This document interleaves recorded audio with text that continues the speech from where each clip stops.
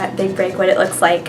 So in the morning, where we worship with hundreds of college students from around the country, and we get to hear a bunch of speakers talk, and we get to learn from them how to share the gospel using tools such as the KGP, perspective cards, and solarium. We head down to the beach and we share with all the spring breakers on the beach. It's really cool because they're really open down there and willing to share their stories and hear what you have to say. One day in particular, me and Sully went and shared with a boy that was sitting by himself down at some lounge chairs, and we asked him if he wanted to go through perspective cards with us, and he did. And pretty soon he shared his whole life story with us and all his struggles and what he was dealing with at that time.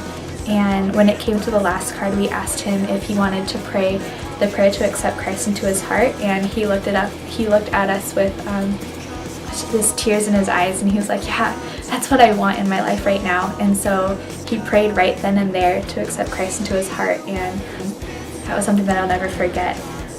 So right after you go sharing at the beach, you have a bunch of free time where you can still hang out at the beach and go body surfing or play volleyball, or you can go back to the resort and swim in some pools or have quiet time or whatever.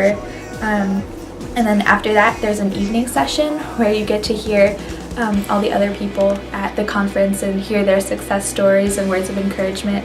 And then right after that, there's this huge worship sessions. Everyone's just so thankful and lifting their praises to the Lord. And then right after that, there's campus time where you can hang out with your campus, and we played a lot of catchphrase and got really competitive. And we really build a community with each other during those times.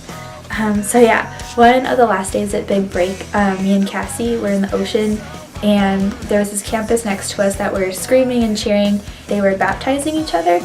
And so I was like, oh, I've never been baptized, but it's something that I always wanted to do. And so she grabbed my arm and we ran out down to the beach and told Jeff that I wanted to be baptized. And so he sat me down and told me what baptism really meant. I was like, that's what I want to do right this second. And so he took me back into the water, and I was able to declare that the Lord has changed my heart and that I wanted to dedicate my life to Him and whatever He wants me to do. And so that was just an awesome way to end an awesome week.